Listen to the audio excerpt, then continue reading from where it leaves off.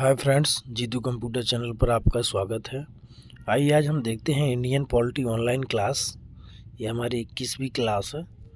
Online हम test करते हैं, लगाते हैं टेस्ट। पहला क्वेश्चन देखिएगा आप। लगातार दूसरी बार प्रधानमंत्री पद पर आसीन होने वाले व्यक्ति कौन हैं? इंदिरा गांधी, जवाहरलाल नेहरू, अटल बिहारी वाजपेयी, इनमें से सभी। तो हम देख सकते हैं इंदिरा गांधी भी थी, जवाहरलाल नेहरू जी भी थे और वाजपेयी जी भी थे क्या? तो इनमें से तीनों सभी सही हैं क्या? Right answer. ये तीनों 2 बार रहे हैं हमारे भारत के प्रधानमंत्री। भारत के प्रधानमंत्री नियुक्ति होते हैं, निर्वाचित होते हैं, मनोनीत होते हैं या चयनित होते हैं। तो आपको पता है क्या होता है? पहले तो निर्वाचित होते हैं सांसद, भाई प्रत्येक सब लोग सांसद निर्वाचित होते हैं। उसके बाद क्या होता है? उसके बाद फिर उनमें से नियुक्त किए जाते हैं, है ना? ऐसा कुछ होता है। क्या होना चाहिए आंसर? थोड़ा सटीक है ये, देखते हैं अपन। राइट आंसर, नियुक्त होते हैं। चूँकि संसद बनते हैं उन्हीं में से, वो जो ग्रुप होते हैं, जो पार्टी होती है, उनमें से कोई एक को वो नियुक्त करते हैं पीएम की पद पर। भारत के प्रधानमंत्री का पद कैसा होता है? संविधान द्वारा गठित, परंपराओं पर आधारित, संसद द्वारा पारित, साधारण विधेयक द्वारा गठित। उपरोक्त सभी असत्य है। तो क्या है फ्रेंड्स? संविधान द्वारा तो है ही है, संसद द्वारा पारित, साधारण विधेयक द्वारा गठित, ये कह सकते हैं हम, सी आंसर। लेकिन नहीं है, संविधान द्वारा गठित है। इसके बाद प्रधानमंत्री की नियुक्ति कौन करता है? तो फ्रेंड्स राष्ट्रपति करते हैं, आपको पता ही होगा, ये राइट आंसर है। इसके बाद प्रधानमंत्री को उसके पद की गोपनीयता की शपथ कौन दिलाता है? तो आपको पता ही है, राष्ट्रपति दिलाएंगे या मुख्य न्यायाधीश दिलाएंगे? तो राष्ट्रपति दिलाएंगे। Next question. सामान्यतः प्रधानमंत्री लोकसभा का सदस्य होता है कि राज्यसभा का सदस्य होता है, कि लोकसभा के बहुमत दल का नेता होता है, कि राज्यसभा के बहुमत दल का नेता होता है? तो सामान्यतः प्रधानमंत्री तो पहले लोकसभा के सदस्य होंगे, तब तो वो बहुमत के नेता होंगे, है ना? तो हम ये देख सकते हैं, लेकिन ये गलत है फ्रेंड्स। देखिए फ्रेंड्स, ये कितना सटीक पूछा गया है कि सामान्य प्रधानमंत्री कौन होता है? लोकसभा के सदस्य तो होते हैं, लेकिन वो लोकसभा के बहुमत दल के नेता भी होते हैं, तब उनको चुना जाता है। देखते हैं क्या आंसर है। ये राइट आंसर है। बहुत सटीक पूछ लेते फ्रेंड्स, याद रखिएगा, कंफ्यूज नहीं होना है। भारत में एक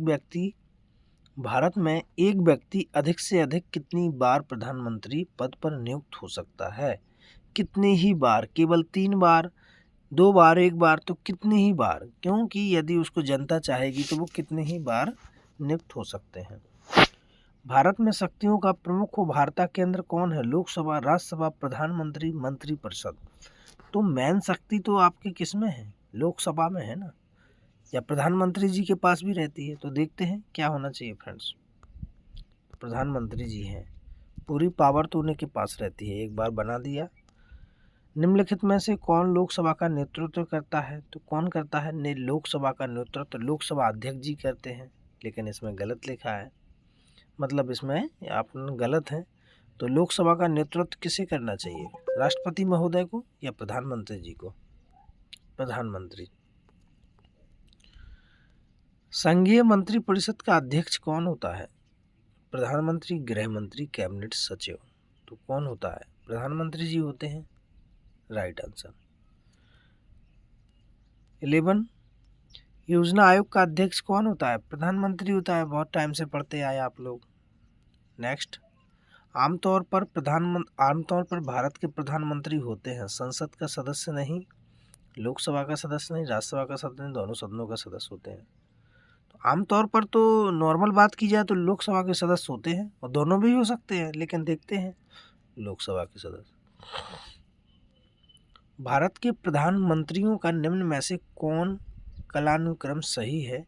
पहला है इंदिरा गांधी, जवाहरलाल नेहरू, मोरारजी देसाई, चौधरी चरण सिंह।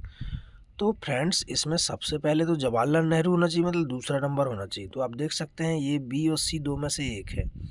फिर दूसरे के बाद कौन सा है, तीसरा मोरारजी देसाई भाई।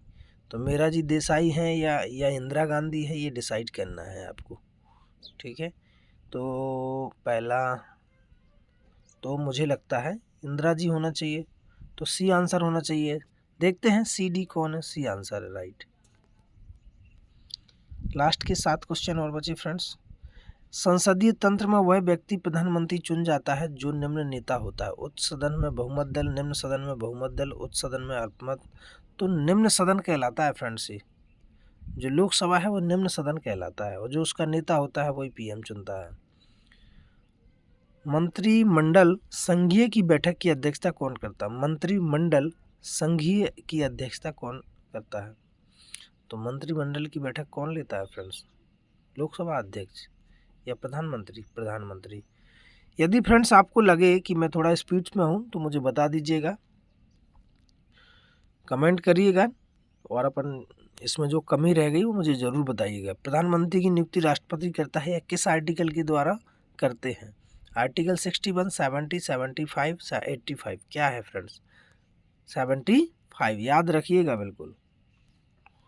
भारत के प्रधानमंत्री पद के लिए उम्मीदवार की कम से कम कितनी उम्र होना चाहिए। तो लोकसभा चुनाव के लिए कितनी उम्र चाहिए फ्रेंड, 25 वर्ष। तो बस आपकी उम्र 25 ही वर्ष होनी चाहिए, क्या कि 35 होना चाहिए। लोकसभा की उम्र तो 25 वर्ष है, राइट आंसर है, बिल्कुल राइट। मात्र 3 क्वेश्चन बचे हैं। भारत के प्रधानमंत्री राष्ट्रपति द्वारा चुने जाते हैं, राज्यों के मुख्यमंत्री द्वारा, लोकसभा में बहुमत दल के नेता, सी आंसर राइट। बहुत आसान क्वेश्चन थे फ्रेंड्स, इसको जरूर कंप्लीट कीजिएगा। प्रधानमंत्री कौन बनता है, लोकसभा के बहुमत दल का नेता, यही तो है आंसर, ये रिपीट हो गया है। लास्ट क्वेश्चन है फ्रेंड्स, यदि भारत के प्रधानमंत्री संसद के उच्च सदन के सदस्य हों तो वे अविश्वास प्रस्ताव की स्थिति में अपने पक्ष में वोट नहीं दे सकेंगे, राइट। वे निम्न सदन में बजट पर नहीं बोल सकेंगे, वे उच्च सदन में व्यक्त नहीं कर सकते, उन्हें प्रधानमंत्री पद की शपथ ग्रहण करने के बाद 6 माह के अंदर निम्न सदन का सदस्य बनना पड़ेगा। सही है जहाँ तक, राइट आंसर। तो फ्रेंड्स, आपको यदि Indian polity Jitu computers channel पर अच्छी लगी है, मैं जीतू हूँ और मेरे द्वारा इसके बारे में पढ़ाया जाता है। यदि आपको वीडियो अच्छी लगी तो लाइक कीजिएगा, चैनल पर यदि आप नए हैं तो सब्सक्राइब जरूर कीजिएगा। थैंक यू, जय हिंद, जय भारत।